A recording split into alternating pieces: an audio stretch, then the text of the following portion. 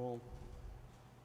Mais uma manhã que a gente pode celebrar a Jesus, mais uma manhã que a gente pode desfrutar da comunhão,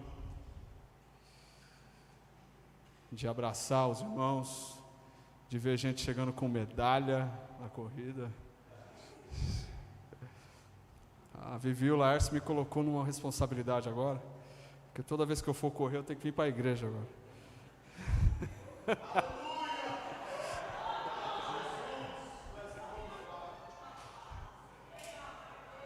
Deus, não ouça os teus filhos, não ouça os teus filhos. Mais de 10 está liberado. É muito bom, é um prazer, é um privilégio desfrutar disso. Muito bem, gente, a gente está na última semana, a semana que antecede o último culto, última celebração da semana de preparação e celebração da Páscoa. Muito especial, muito especial. E o pastor Sérgio me deu a incumbência de falar com vocês um pouco hoje. E eu queria muito que o Daniel estivesse aqui, porque o Daniel, toda vez que eu vou pregar, ele ri dos meus papéis. Mas hoje eu desenterrei o meu Kindle. E eu espero que ele esteja assistindo. É uma semana especial. É uma semana que a gente entra e começa a falar e de fato pensar sobre a morte de Jesus. E sobre esse momento, sobre esse evento, os 4 evangelhos, eles trazem relatos que remetem a esse momento. Mateus 26, Lucas 22, Marcos 14. Só que João, ele gosta muito de dar informação. O João, ele gosta da informação detalhada, porque o João, ele vem e coloca todo esse relato em 7 capítulos. O que Mateus, Marcos e Lucas faz em um capítulo, o João fala, não, é pouco. Aí ele coloca 7, porque aí João vai no detalhe da fala de Jesus, no detalhe do cheiro, no detalhe. E a outra curiosidade é que esses 4 relatos, os 4 evangelhos, eles apontam, eles destacam a história de Pedro com Jesus. Eles destacam o episódio de euforia e ao mesmo tempo de decepção de Pedro. O Pedro, nesses relatos, ele sai do destemido, corajoso, impetuoso e termina como covarde, como medroso. Mas dos 4 evangelhos, apenas João, que o João gosta de dar informação, o João detalhista, só ele traz o desfecho do que acontece depois. Aquela história que a gente já conhece, a gente vai apontar aqui hoje, só João traz. E é interessante pensar nisso. E é nesse contexto todo que eu estou trazendo para vocês, dos 4 relatos, da semana de preparação da morte de Jesus, que eu queria conversar com vocês sobre um aspecto especial e específico, sobre essa relação de Jesus e Pedro, sobre como ela se dava e como a gente pode tirar lições e tirar reflexões para nós. E é óbvio e claro que eu não vou ler João, porque é muita coisa para ler. E eu escolhi um texto mais resumido, entre aspas, e eu queria ler com vocês. A proposta hoje é ler o texto e desenvolver uma conversa em Marcos, capítulo 14, do versículo 1 em diante. Por favor, acesse sua Bíblia, ou abra, ou você que é muito bom de memória, vai lendo comigo na cabeça aí. Mas antes disso, vamos orar? Vamos orar. Pai, celebramos o Teu nome, Jesus amado. Obrigado por tanto amor, por tanta graça. Obrigado pela Tua manifestação diária, constante em nossas vidas. Obrigado por esse momento, por essas pessoas, por quem está nos assistindo. Obrigado, Senhor, pela oportunidade. Nós somos gratos de estar diante de Ti não apenas diante de Ti, mas contigo, porque a Tua presença é real, é notória. E a gente já pôde aqui cantar, a gente já pôde falar um pouco daquilo que sentimos e da forma como reagimos diante da Tua presença. E queremos agora pensar um pouco sobre aquilo dos escritos que foram nos deixados. E pensar sobre como o Senhor age em nossas vidas. E que haja em nós disposição para ouvir, disposição para aprender e para praticar. Amém. Marcos 14. A leitura é extensa, então eu peço atenção e paciência de vocês. Faltavam apenas 2 dias para a Páscoa e para a festa dos pães sem fermento. Os chefes dos sacerdotes e os mestres da lei estavam procurando um meio de flagrar Jesus em algum erro e matá-lo. Mas diziam, não durante a festa, para que não haja tumulto entre o povo. Estando Jesus em Betânia, reclinando à mesa na casa de um homem conhecido como Simão, o leproso, não é Simão Pedro, é outro Simão, aproximou-se dele certa mulher com um frasco de alabastro, contendo um perfume muito caro, feito de nardo puro. Ela quebrou o frasco e derramou o perfume sobre a cabeça de Jesus. Alguns dos presentes começaram a dizer uns aos outros, indignados, por que esse desperdício de perfume? Ele poderia ser vendido por 300 denários e o dinheiro dado aos pobres. E a repreendiam severamente. 300 denários, irmãos, para quem ainda não está por dentro da moeda da época, correspondia a 1 ano de trabalho. 300 denários. A 1 ano de trabalho inteiro. Qual o perfume mais caro hoje aí, pelo amor de Deus? Eu estou só na Natura ali, porque é onde eu consigo caminhar. Mas vamos lá?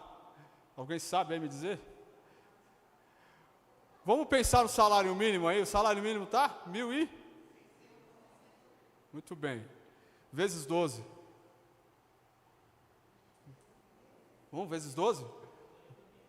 Uns 18 mil para mais? Um perfume dessa monta aí, tá? De repente aparece uma mulher. Vamos jogar 20 mil, vamos arredondar? Vamos lá? 20 mil reais. Tem perfume desse valor? Deve ter. Porque estão vendendo sacola aí de Balenciaga. Deve ter, não é possível. Tem, não é possível. Mas enfim, depois vocês fazem a consulta aí. Um perfume dessa monta aí, de repente é desperdiçado. Entre aspas, na leitura daqueles homens. Vamos voltar para o texto. Oi? 13 mil mais caro. Tá bom. Deixem-na em paz, disse Jesus, porque estão perturbando. Ela praticou uma boa ação comigo. Jesus todo perfumado. Pois os pobres vocês sempre terão consigo e poderão ajudá-los sempre que o desejarem, mas a mim vocês nem sempre terão. Ela fez o que pôde.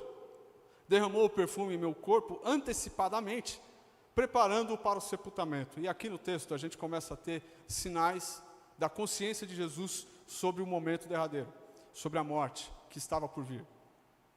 Eu lhes asseguro que onde quer que o Evangelho for anunciado em todo o mundo, também o que ela fez será contado em sua memória. Então Judas Iscariotes, um dos 12, dirigiu-se aos chefes dos sacerdotes, a fim de lhes entregar Jesus. A proposta, obviamente, muitos alegrou e lhe prometeram dinheiro. Assim, ele procurava uma oportunidade para entregá-lo. No primeiro dia da festa dos pães sem fermento, quando se costumava sacrificar o cordeiro pascal, os discípulos de Jesus lhe perguntaram, aonde queres que vamos e preparemos a refeição da Páscoa? A gente precisa se reunir, a gente precisa fazer um churrasco, a gente precisa comer, onde quer que a gente vai? Então ele enviou 2 dos seus discípulos, dizendo-lhes, entrem na cidade e um homem carregando um pote de água virá ao encontro de vocês. Sigam-no. E digam ao dono da casa em que ele entrar. O mestre pergunta, onde é o meu salão de hóspedes, no qual poderei comer a Páscoa com meus discípulos? Jesus era bem relacionado. Ele lhes mostrará uma ampla sala no andar superior, mobiliada e pronta. Façam ali os preparativos para nós. Um Airbnb, vamos lá? Um Airbnb, vamos lá, você vai lá, tem uma casinha com piscina. Você errou, Miriam? Não, aí já está demais. Esquece. Passa, vamos para... Hã? De dólares. Acharam um perfume de 20 milhões de dólares. Beleza? Só para informação aí. Deus abençoe a Natura, o Boticário, continue prosperando. Amém. Vamos voltar aqui. Jesus pediu um Airbnb, eles encontraram uma casa. Onde a gente estava aqui? 16. Ao anoitecer, Jesus chegou com os 12.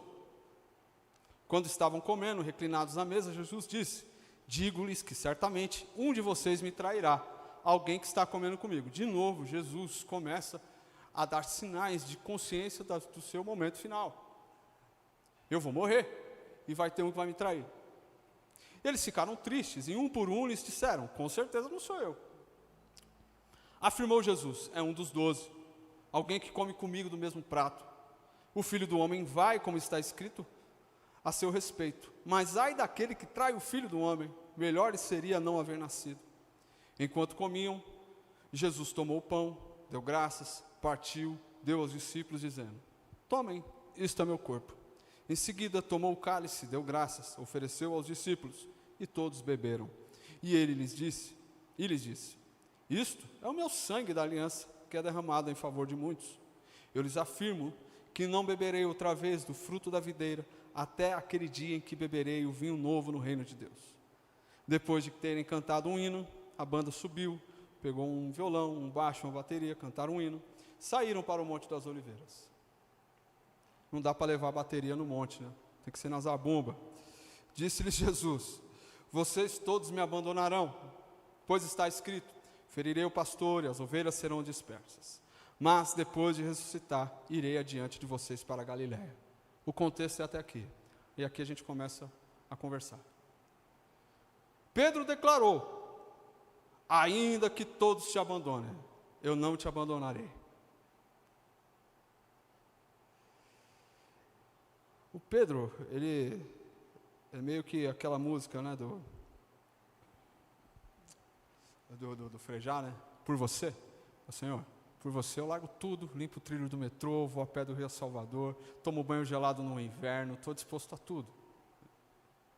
Pedro está nessa pegada. E um pouquinho antes aqui, eu queria pensar com vocês sobre a morte mesmo. Porque a gente não fala, e a gente foge. Aliás, é importante mencionar, trazer destaque, que essa semana a gente teve uma despedida muito dolorosa. Do Murilo. E como é difícil, um menino cheio de vida, cheio de história para escrever, para contar. E de repente a morte o ceifa, a morte levou. Porque a morte ela faz parte da vida. A morte é uma pedagoga da vida. A forma como a gente encara esse momento de despedida daqueles que a gente ama revela muito da forma como a gente vive. Porque falar de morte nunca é um tema simples. Lidar com a morte não é simples. E Jesus está aqui o tempo todo. Ninguém está falando, mas ele está falando: esse perfume aí é porque ela está me preparando, porque eu vou morrer. Vocês vão me abandonar na hora derradeira. Jesus está escancarando o tema diante deles. E a morte, ela revela toda a nossa fragilidade da vida, toda a nossa incapacidade, a nossa absoluta falta de controle sobre a vida. E embora seja um momento natural e comum a todos nós, quase sempre a gente despreza a chegada dela. Eu digo quase porque algumas pessoas ainda conseguem se relacionar de alguma forma. A verdade é que a vida escapa da gente. E esse texto que a gente leu, ele revela Jesus. Como eu ouvi o Zé Bruno falando essa semana, Jesus é o Deus que a gente não consegue ver e o ser humano que a gente não consegue ser. E Jesus é esse ser humano que tem plena consciência do seu fim. E uma consciência que não nasce do desejo de morrer, falando, não, eu vou morrer, eu quero morrer. Não, é uma consciência de que nasce e reflete na forma de como ele vive. A forma como ele vive, a forma como ele age, o jeito que ele fala, as coisas que ele prega, que ele anuncia. Só existem duas respostas possíveis, que poderiam vir dos poderosos e principalmente dos religiosos da sua época. Ou seja, ou a gente adere, fala, é verdade, Jesus, é legal, você tem razão, a gente está aqui, está bem equivocado, vamos nesse jeito aí do reino dos céus. Ou a gente adere, ou a gente mata. E Jesus sabe que eles não vão aderir. Ele tem consciência da realidade, ele vê a realidade, ele lê, ele interpreta, e assume para isso, e fala, não vai ter jeito, vai chegar uma hora que eles vão me pegar. É uma consciência, vai chegar o meu fim. Muito bem. E Jesus fala como se quem via a morte chegando, a morte dobrando a esquina, e sentindo esse momento frio da morte, esse momento gelado, Jesus busca aquecer o seu coração e o coração dos seus amigos, e fala, vamos sentar, vamos comer, vamos conversar, vamos expor a realidade, vamos ter um momento entre a gente. E ele começa a conversar, e é esse texto que a gente leu. E chega um momento que ele fala, vocês vão me abandonar. Aí Pedro, não, jamais. Não, eu não. O Tiago é vacilão, o João dá umas derrapadas, o João é mole, Mateus aí não sei não, Jesus, mas eu, não. Eu estou preparado. Eu nasci para esse momento. Eu nasci para viver isso, Jesus. Vamos embora. Vamos embora. Aí Jesus olha para ele. Vamos para o texto. Respondeu Jesus, versículo 30. Asseguro-lhe que ainda hoje, esta noite, antes que 2 vezes cante o galo, 3 vezes você me negará. Mas Pedro insistia, mesmo que seja preciso que eu morra contigo, nunca te negarei. Aí todo mundo veio junto e começou a falar a mesma coisa. O que Jesus responde para Pedro é mais ou menos assim, Pedro, te falta ainda preparo, você não vai aguentar. Te falta ainda uma leitura da realidade do jeito que ela é mesmo, e encarar ela do jeito que ela é. Você ainda não está preparado. Eu vou pegar o exemplo do Vivi e do Laércio aqui, vocês vieram para o culto. Tem eu sempre tenho que falar disso, a corrida de rua, esse esporte, ela tem um detalhe nela. Qualquer pessoa é capaz de determinar, é capaz de percorrer qualquer distância possível. Qualquer pessoa. Qualquer um. 5 km, 10 km, é muito para mim. Agora pode ser. Mas desde que você se prepare, desde que você se alimente bem, desde que você se dedique, meu irmão, você vai percorrer 21, 42, 50, 80, 100, ou pode fazer como um maluco esses dias aí, que foi 800. Todo mundo consegue. Só que para isso você precisa de um tempo específico de preparo. Você precisa, o que a gente chama no treino da corrida, de lastro de treinamento. Você precisa ter aquele treino que você faz mais longo, aquele mais puxado, aquele que você espera. Você precisa entender o limite do seu corpo, porque às vezes você pode ir mais rápido, às vezes você tem que ir mais lento. De repente, há um ano atrás, você não conseguia 2 minutos. E hoje você vai 5 km em 33 minutos, Vivi. Entende? E eu olho para essa história de Pedro e de Jesus, e Jesus está dizendo para Pedro, Pedro, falta para você ainda mais treino. Você tem boa intenção, Pedro. Você está dedicado, você tem um coração colocado nisso daqui, você abandonou muita coisa, você está se dedicando. Mas olha, Pedro, ainda 10 km é muito para você. Vai com calma. Você tem capacidade, mas ainda não. Agora não. Você vai ceder.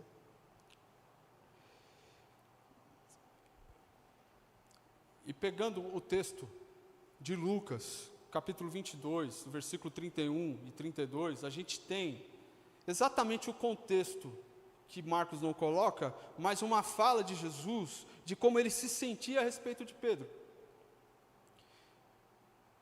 E Jesus fala o seguinte, vamos lá para Lucas 22. Crente, vamos ler Bíblia hoje. Aleluia.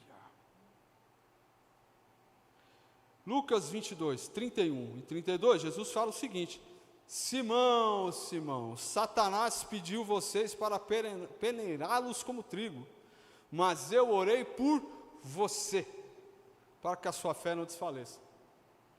E quando você se converter, e quando você completar aí mais alguns ciclos, fortaleça os seus irmãos. Então Jesus já tinha a leitura daquilo que Pedro ainda não tinha, a percepção daquilo que Pedro ainda não tinha. E é interessante a gente observar essa relação Jesus-Pedro, Pedro-Jesus, porque não é uma relação simplesmente reduzida a um discípulo aprendendo com seu mestre, seguindo cegamente, querendo ser igual ou querendo superar. Não, a gente tem aqui também a figura de uma relação mais íntima, mais de amizade, mais de parceria, de companheirismo, de cumplicidade. Há um diálogo aberto. Há desabafos, há amor, há admiração, há respeito. E Jesus aponta para ele e fala: Pedro, você não está vendo a realidade como ela é. E você não está se enxergando dentro dessa realidade, você está achando que você vai, mas você não vai, Pedro. Ainda não. Esse episódio, ele serve para ilustrar para a gente aquele momento das nossas relações que a gente tem, em que um tem mais consciência da realidade que o outro, sabe? Sabe aquele momento que você se sente plenamente convicto de algo, plenamente, é minha vez, mas sem noção da realidade de si próprio, ao passo que o outro, que te ama e que anda com você, que anda com a gente, ele consegue enxergar o desligamento nosso, o descolamento da realidade, a tal ponto que ele é capaz de antever as consequências. É o que Jesus faz com Pedro. Pedro, você não está vendo, você não vai aguentar o tranco, Pedro. Você vai me negar. E às vezes, nessa relação que a gente tem, a gente às vezes é o consciente. Às vezes a gente é a voz da consciência, fala, fulano está meio, a gente precisa conversar. Algumas poucas vezes, porque em outras tantas, muitas, e maior parte das vezes, a gente é o Pedro, a gente é o insano. A gente está assumindo esse papel da insanidade.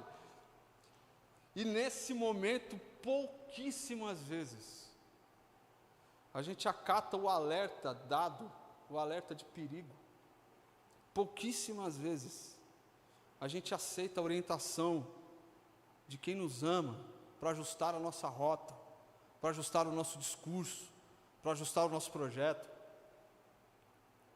Pouquíssimas vezes a gente ouve e fala, preciso mudar minha postura. Pouquíssimas vezes.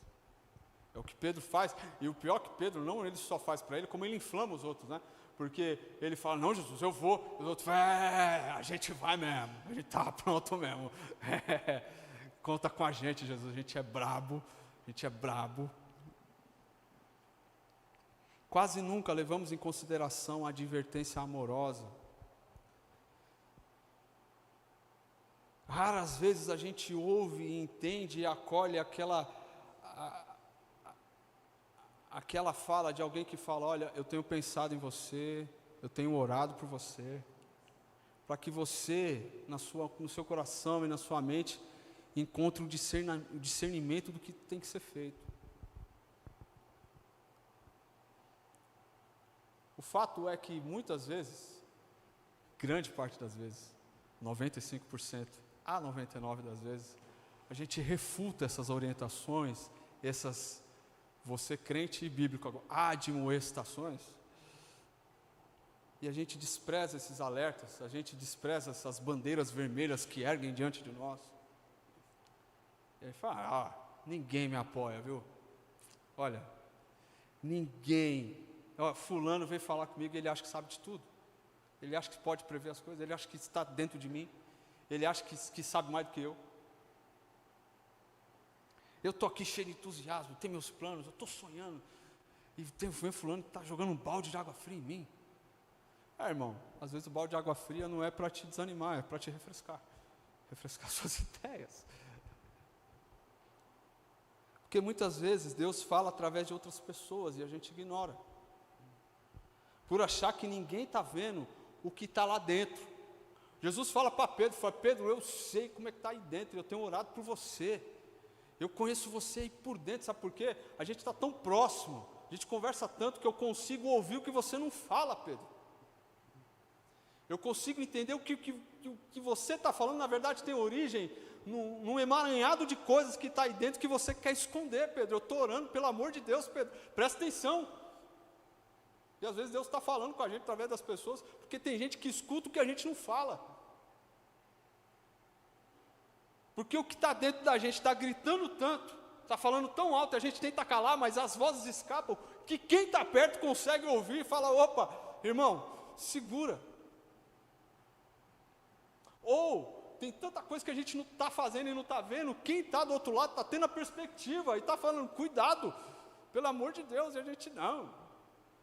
A gente Senhor, estou com a espada. A gente enfrenta esses caras.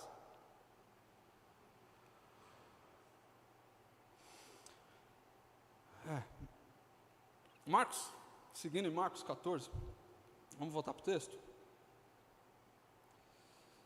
Antigamente eu folheava a Bíblia, agora eu tenho que passar aqui, vamos lá. Marcos 14, vamos seguir do versículo 32. Então foram para um lugar chamado Getsemane, e Jesus disse aos seus discípulos, sentem-se aqui enquanto eu vou orar.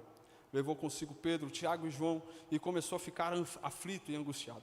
E ele lhes disse, a minha alma está profundamente triste, numa tristeza mortal, eu vou morrer, presta atenção, eu vou morrer, está chegando minha hora, não tem mais para onde ir. Fiquem aqui e vigiem.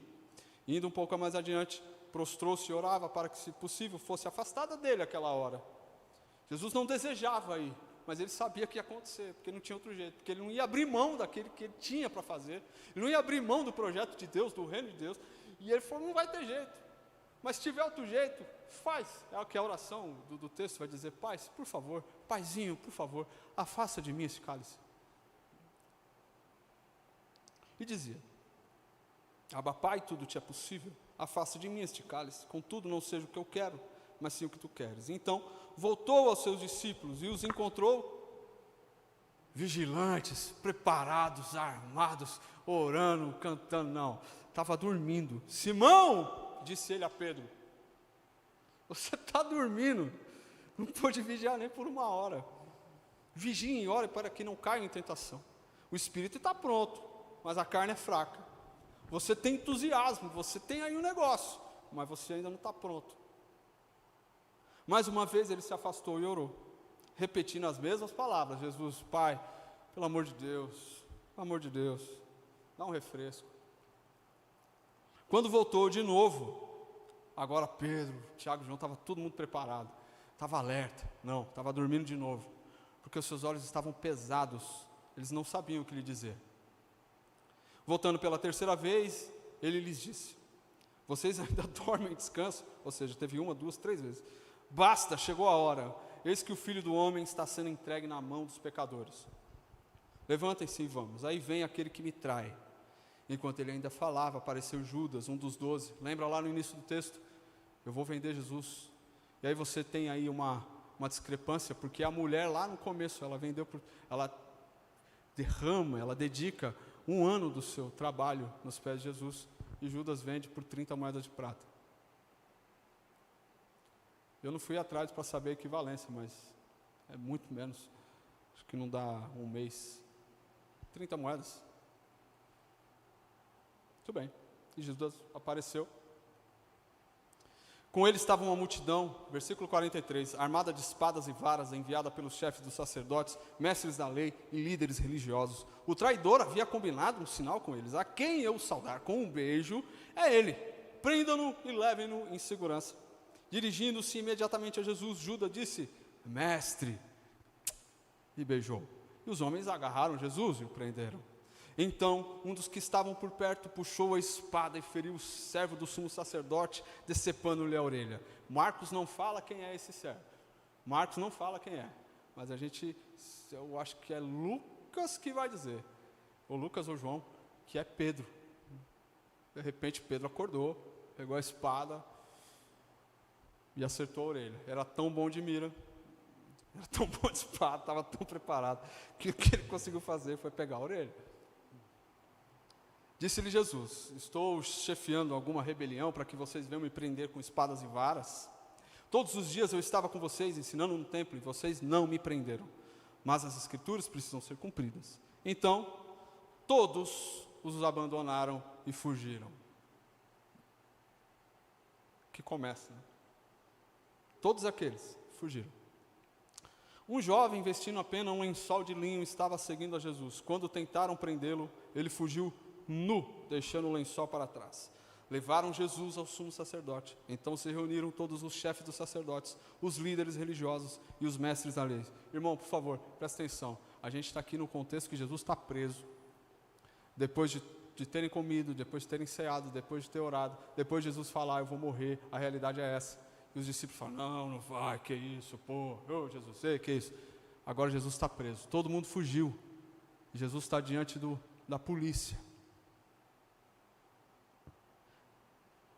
Versículo 54. Pedro o seguiu de longe. Pedro pegou uma distância, correu, ninguém pode me ver, e foi seguindo de longe, até o pátio do sumo sacerdote. Sentando-se ali, com os guardas, esquentava-se junto ao fogo. Os chefes dos sacerdotes e todo o sinédrio estavam procurando depoimentos contra Jesus, para que pudessem condená-lo à morte, mas não encontravam nenhum. Muitos testemunharam falsamente contra ele, mas as declarações deles não eram coerentes. Então se levantaram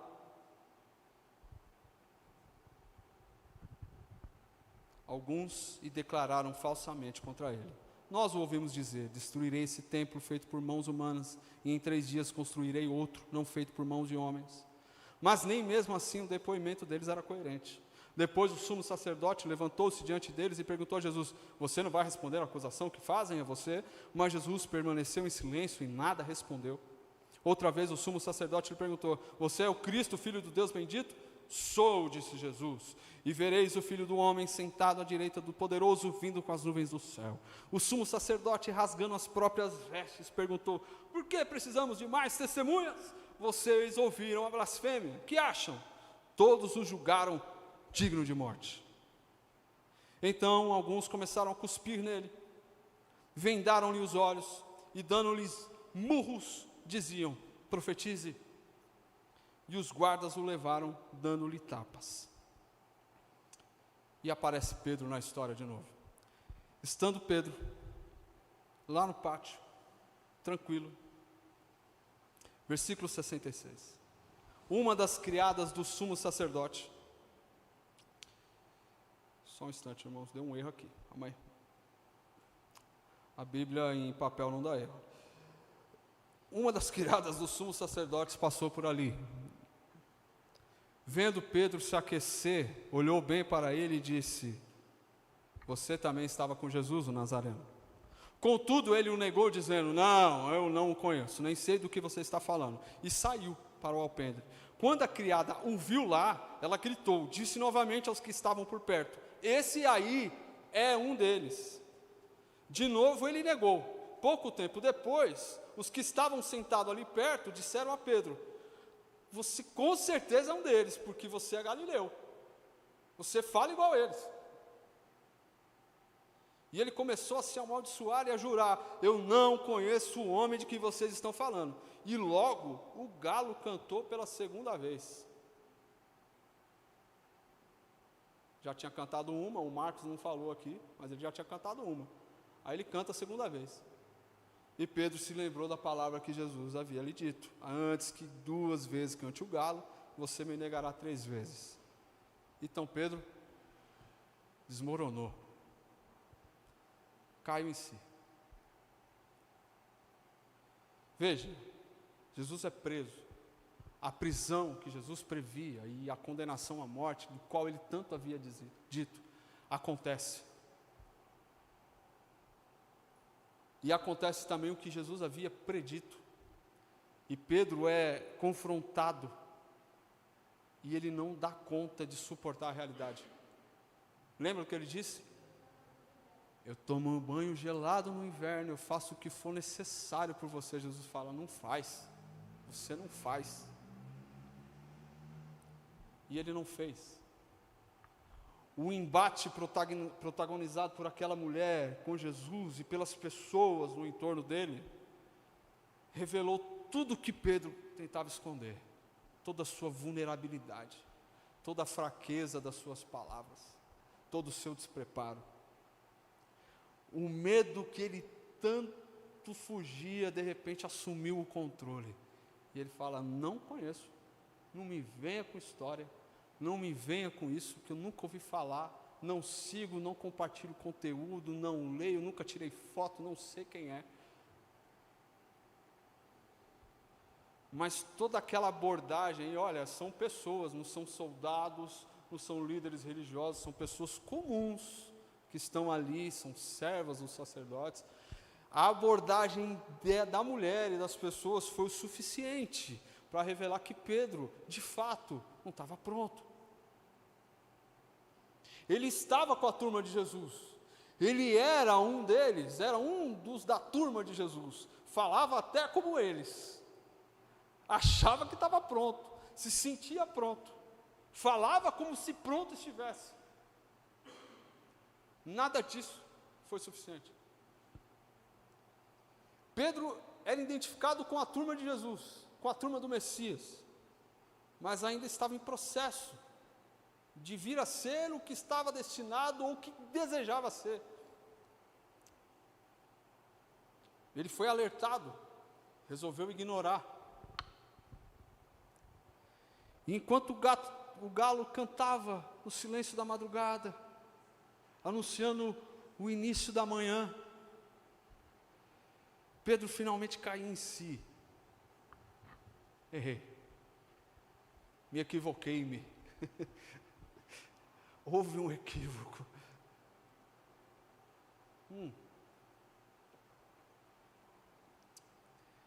E o Lucas, o evangelista Lucas, o médico, é ele que se encarrega de dar um tom dramático aí nessa história.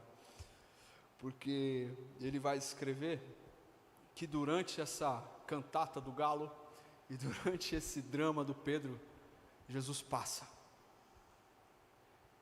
Lucas diz que é o exato momento que Jesus está passando. O galo está cantando, Pedro está atônito, errei, e Jesus passa. Jesus passa e olha para Pedro. O olhar de Jesus encontra o olhar de Pedro. E é nesse cenário aqui. Um dia está raiando, o sol está trazendo não só a sua luz, mas está revelando toda a amargura do Pedro. O coração para, o peito gelado, o rosto queimando de vergonha, constrangido, a perna falhando, o ar faltando. Eu não sei se todo mundo já teve a experiência de ser pego num flagra em algum erro. É uma das piores sensações do mundo.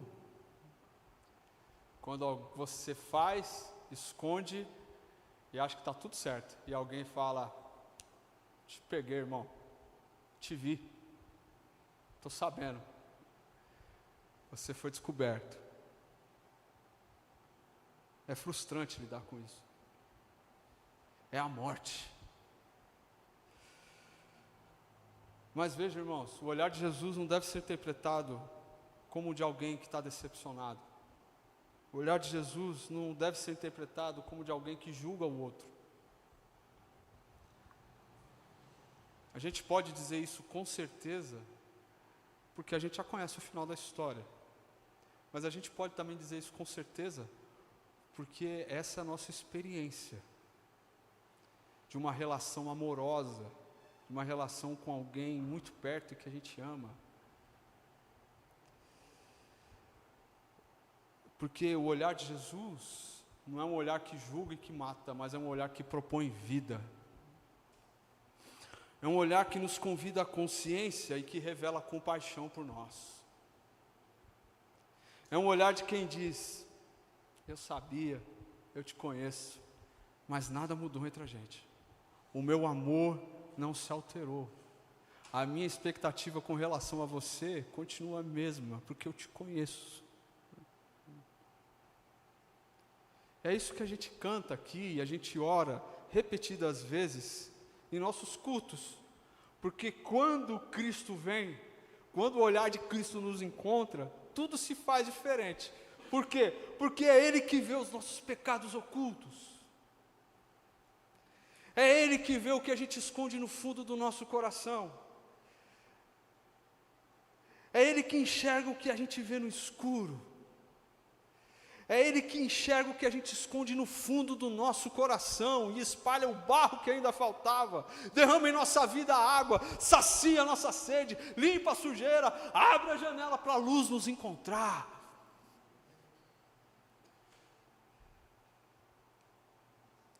E a canção diz: o que Cristo oferece, Ele é amor, paz, misericórdia, compaixão, graça. E o que Ele faz? Ele tira o pecado do mundo, aquele que está enraizado no meu coração, e planta no seu lugar a esperança de novos dias. Tem uma frase, que eu acho que eu já falei aqui, e eu vou repetir ela. É um dito popular, que eu meio discordo. Se arrependimento matasse, né? Para mim é errado, tá? Eu estou assumindo isso aqui autoramente, mas acho que alguém mais deve concordar. Porque arrependimento não mata, o que mata é remorso. Remorso mata a gente, remorso é aquilo que fica corroendo dentro da gente, que mata a gente, que vai tirando as nossas energias. É uma culpa instalada dentro de você, que se espalha pelo seu corpo.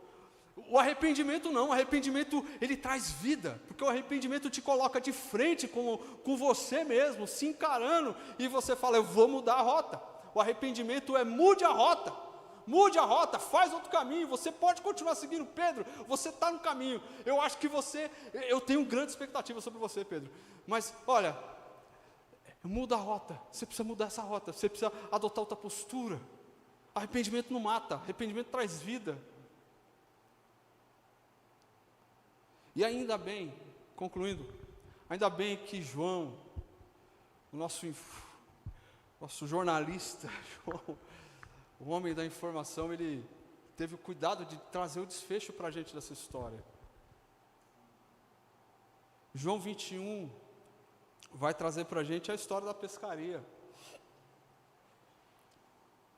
João 21, versículo 1.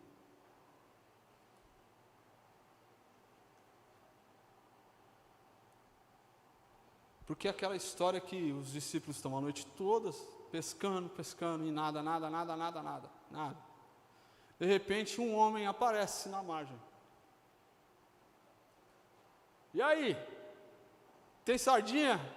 Tem tilápia? Nada. Absolutamente nada. Tá bom, joga do outro lado. E eles jogaram. E muitos peixes. Aí fala: é Jesus. Pedro fala, os discípulos falam: Jesus, e Pedro: é Jesus. Eles saem, encontram Jesus, só que quando eles chegam, Jesus já tinha preparado tudo. Jesus já tinha feito o almoço, já tinha deixado tudo pronto para eles. Eles sentam, comem, conversam. Aí Jesus chama Pedro para um particular: vamos ali no canto, vamos ver o sol daquele lado da praia. E Jesus começa a te perguntar: Pedro, você me ama? De verdade? Você me ama? Eu te amo. Pedro, você me ama? Eu te amo. Pedro, você me ama? Senhor, o Senhor sabe que eu te amo. O Senhor sabe que eu sempre te amei. O Senhor sabe que eu estou nessa empreitada desde o início. Mas o Senhor já sabia do meu despreparo e mesmo assim continuou apostando em mim. Eu te amo e preciso melhorar. Eu reconheço que eu falhei, reconheço que eu ainda vou falhar, reconheço que eu ainda vou tropeçar. Eu desejo continuar. E o Senhor sabe o que tem dentro de mim.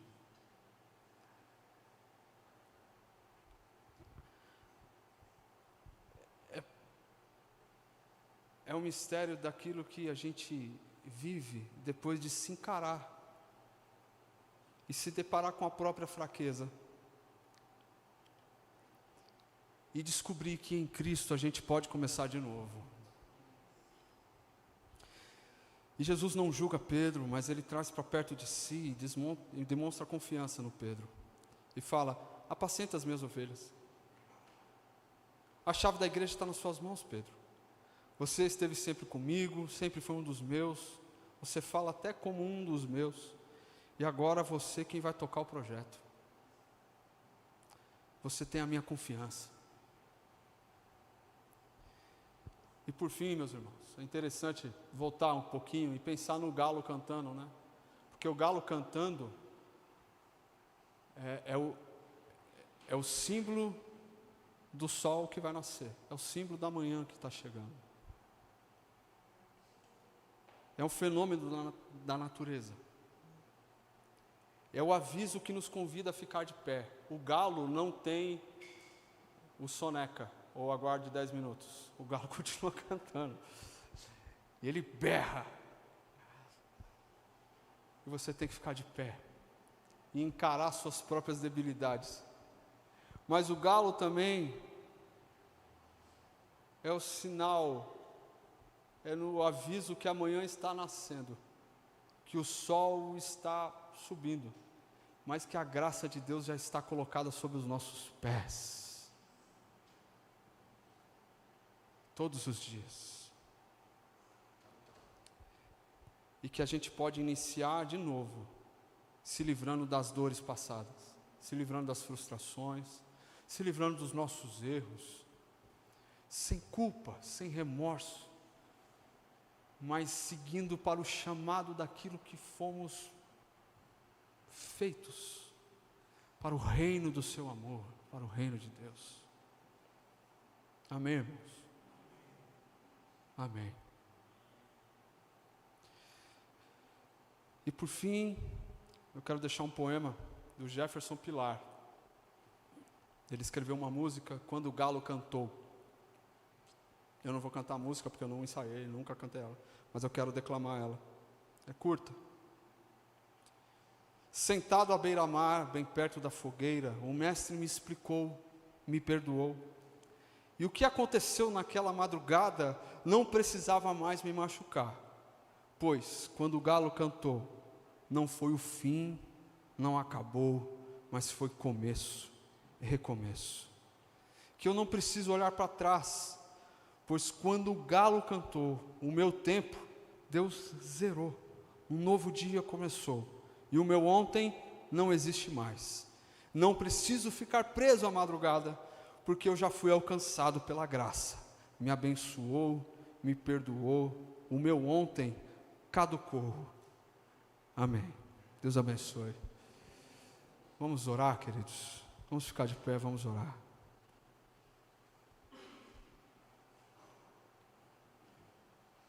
Querido Deus, nós bendizemos o Teu nome, somos gratos a Ti por tudo, mais uma vez. Gratos pelo Seu amor, pela Sua graça que nos alcança. Gratos por saber, por reconhecer que em Ti podemos ter a confiança num amor que não acaba, num amor que não falha. Pois Tu és o mesmo para sempre. Teu amor não muda. Obrigado por dirigir a nós o seu olhar de misericórdia, de graça e de compaixão. E nos trazer de volta à vida. Um olhar que nos convida à consciência nos levando a arrepender-se, mudar a rota, mas continuar convictos de que fomos chamados para o reino do seu amor. Deus, que todas as vezes que a gente venha a agir na insanidade, na loucura dos nossos anseios e desejos, sem perceber o todo, que haja em nós sensibilidade, haja em nós a percepção, que possamos discernir a voz do seu Espírito soando de muitas formas, e principalmente por meio de amigos, por meio de pessoas que nos amam, por meio da sua comunidade, por meio da sua palavra, dizendo: cuidado, vai com calma, espera um pouquinho, se prepara mais um pouco, aí você vai chegar, mas pode ser que você tenha que passar por outros processos, você precisa aprimorar mais. Senhor, que a gente esteja atento a isso, que a gente esteja atento aos momentos em que a gente se lesiona no caminho, que a gente tem que parar, tem que se tratar, tem que fazer o que tem que ser feito, mas para voltar e fazer aquilo que nós fomos chamados para o reino do seu amor. Cumpra em nós o seu querer, cumpra em nós a sua vontade. Amém, Senhor. Amém.